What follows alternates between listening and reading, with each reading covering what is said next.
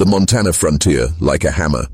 The rivers, usually slow and black with the weight of spring melt, had hardened into silver plates of ice. Snow gathered along their banks in thick ridges, the kind a man had to kick through to find the ground beneath. It was along one such river that the story began. The cottonwood stretched for miles, quiet under its frozen skin, but dangerous all the same. The ice never froze even, not all the way through, and the water beneath was as merciless as it was cold.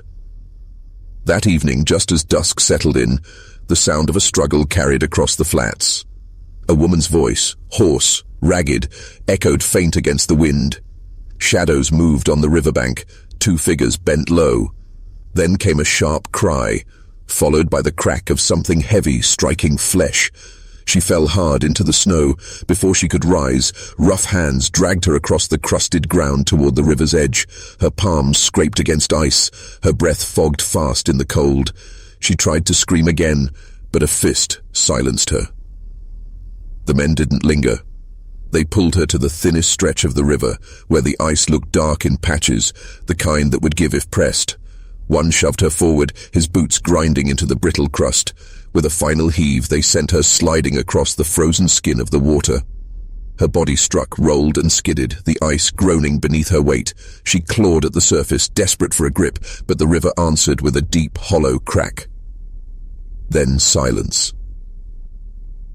The men turned away, their work done. The winter wind swallowed the sound of their boots retreating. And under the dim light of a frozen sky, she lay where the river waited, the cold seeping fast into her bones. Far off, in the dark of the pines, a man on horseback paused at the echo of that cry. A mountain man, worn by years of weather and solitude, felt the stillness change around him. He reined his horse toward the river. The night was only beginning. The pines gave way slowly as he rode down toward the river. His horse's hooves crunched through the crust of snow, each step heavy in the brittle quiet of the evening. The mountain man leaned forward, eyes scanning the white stretch below. Years of living alone in the wilderness had sharpened his senses. He could read the woods the way other men read newspapers. Something was wrong.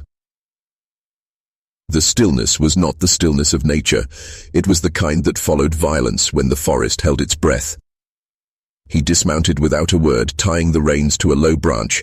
Then he crouched, pressing a calloused hand to the snow. Tracks. Not just one pair, several. The sharp lines of boots, fresh in the powder. They led straight to the river. The stride long and purposeful. He followed them, every sense pricked, the icy air burning his lungs. And then he saw her. She lay sprawled on the ice, a fragile shape half buried in frost. Her skirt had spread like a torn flag, her face pressed against the frozen sheet. Around her the ice groaned and flexed, spider-web cracks radiating outward. One wrong breath, one twitch of weight, and the river would swallow her whole. His jaw clenched. "Hold on," he muttered, though she could not hear him. He stepped carefully onto the ice, testing each placement of his boots, moving low and slow. The river groaned louder beneath him, warning him away. Still he went, his breath fogging the air, eyes never leaving her still body. When he reached her, he dropped to his knees. Her lips were blue, her lashes crusted with frost. He pressed his fingers to her throat, faint, so faint, but there, a pulse. He did not waste time. Shrugging out of his coat, he wrapped it around her trembling frame. The ice beneath them shuddered with a sharp, hollow crack, and his stehe, Omar, knotted. He could not wait. With one arm under her shoulders and the other beneath her knees, he heaved her up. She was light, far too light, as if the cold had hollowed her out. The ice screamed under his weight. He rose anyway, balancing her against his chest, and turned back toward the snowbank. Another crack split the silence. Water surged up through a fresh seam, black and frigid. The river was about to take them both. The sound was like a gunshot. The ice gave way beneath his boots, a jagged seam racing outward with terrifying speed. The mountain man tightened his grip around the woman and lunged forward. The world dropped out from under them, and in an instant, icy water swallowed his legs up to the thigh. It stole his breath. The river was a living thing, wild and merciless. Its freezing grip clutched at him, dragging him down. But he drove his weight forward, slamming his free arm onto the unbroken ice ahead. The edges cut into his palm like knives, but he held on. "Not today," he growled through clenched teeth. "You're not taking her." The woman's body sagged against his chest, limp as driftwood, her hair streaming across his arm like a wet banner. He shifted her higher, keeping her head above the black water, though his own muscles screamed under the strain. The ice groaned again, a warning. He didn't have long. He pulled himself forward inch by inch, dragging her with him. The jagged surface tore his sleeves, blood blooming bright red against the snow. The cold seared his skin, but he kept moving, teeth bared in silent defiance. Behind them, the river surged, water filling the broken hole with a bubbling roar. He could feel the current trying to drag them both under. One slip, one loss of grip, and it would close over them forever. But he did not let go. Finally, with a guttural roar, he heaved himself and the woman onto solid ground. Snow cushioned their fall, but the weight of her nearly broke him. For a moment he lay flat, chest heaving, the frost biting into his cheek. Then he turned her over gently, brushing ice and snow from her face. Her lips were pale, her lashes rimmed with frost. He pressed his ear to her mouth. No sound, no breath. "No," he whispered. His voice cracked in the cold air. He stripped off his soaked gloves and set to work, pressing his palms against her chest, forcing air into her lungs with his own. Again and again he tried, ignoring the pain that burned in his freezing fingers. "Breathe," he begged. "Fight it." At last she convulsed, a faint cough, followed by another. Water trickled from her lips and her body shuddered in his arms. Relief surged through him so strong it nearly dropped him to the ground. "There you are," he murmured, pulling her close, wrapping her in his coat once more. The wind howled across the riverbank, bitter and sharp. He knew they had little time. The cold would finish what the water had started if he didn't move fast. With his strength gathered, he lifted her against his chest, turned toward the tree line, and began the long climb back to the safety of the mountainside. Behind him, the river closed its wound, ice knitting back over the black water, erasing all trace of the fight that had just taken place. But the mountain man carried proof of it in his arms, and he swore to himself, as long as he drew breath, the winter would not claim her. The timberline was closer now, but every step felt like hauling a mountain. His boots crunched through snowdrifts, the woman's slight weight heavy as stone in his arms. Her breath came in shallow wisps against his chest, a fragile rhythm he clung to as if it were the only sound left in the world. The wind cut like a knife, snowflakes gathered in her hair, clinging to her lashes. He bent his head low, shielding her face with his own shoulder, as though the simple act might protect her from the fury of the storm. At last, through the blur of white, he saw it, his cabin. A dark silhouette, wet hunched at the edge of the trees, smoke barely curling from the chimney. He staggered faster, nearly stumbling on the slope, and shouldered the door open with a grunt.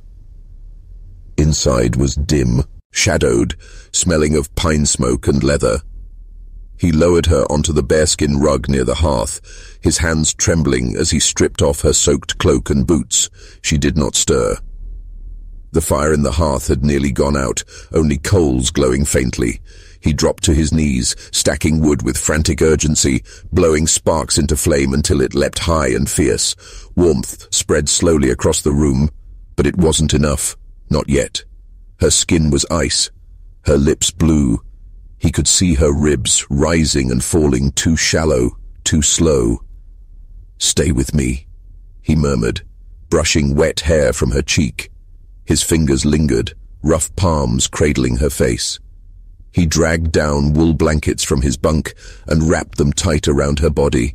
Still, the shivers racked her frame. His jaw tightened. He knew what the cold could do, how quickly it stole life. He pressed more logs onto the fire, the flames licking higher, brighter, but the storm's memory clung to her skin like a curse. So he did what he had to do. Stripping off his own sodden shirt, he pressed himself against her beneath the layers of wool, his body heat the only weapon he had left to give. He felt the tremors of her heart flutter weakly, felt the faintest breath against his chest.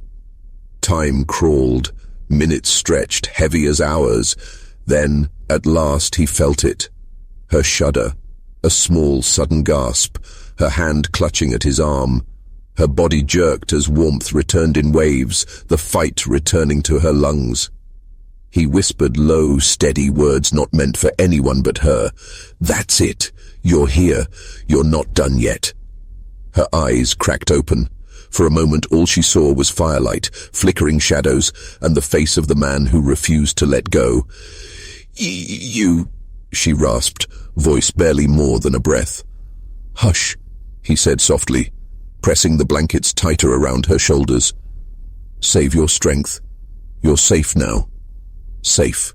The word echoed against the storm still raging outside. But in the small cabin on the edge of the wilderness, she lay wrapped in fire, blankets, and the stubborn will of one man who had chosen not to let the cold claim her. And for the first time that night, she believed she might live. Morning crept slow across the mountains, the storm easing at last. Pale light filtered through the frost on the cabin windows, turning the world outside into a glassy whiteness. Inside, the fire still burned strong, and the woman lay cocooned in warmth, her chest rising steady now. The mountain man sat near the hearth, shoulders slumped, eyes heavy with the exhaustion of a sleepless night. His rough hands were wrapped in cloth where the ice had torn at his skin, but he scarcely noticed. His gaze never left her face. At length she stirred. Her lashes fluttered, and her voice, faint, raspy, slipped into the quiet. "You saved me." He shifted, leaning closer. "You were too stubborn to die. I just made sure of it." Her lips curved in the barest shadow of a smile. "They left me. They didn't even look back." His jaw tightened. "Then they were fools. You don't leave someone to the cold, not out here." She studied him, eyes soft, despite the bruises and the exhaustion that marked her face. "Why would you help a stranger?" For a moment he said nothing, only watched the fire crackle, the sparks rising. Then he met her gaze. "Because I know what it feels like to be left behind. No one should face the night alone." The silence that followed was not heavy, but warm. She reached a trembling hand from beneath the blankets, resting it against his scarred fingers. Then, maybe I wasn't left behind after all. He squeezed her hand gently, careful of her fragility. Not anymore. The wind outside had softened to a whisper. Snow still blanketed the mountains, but inside the cabin, the fire burned bright, steady, alive, and so did she.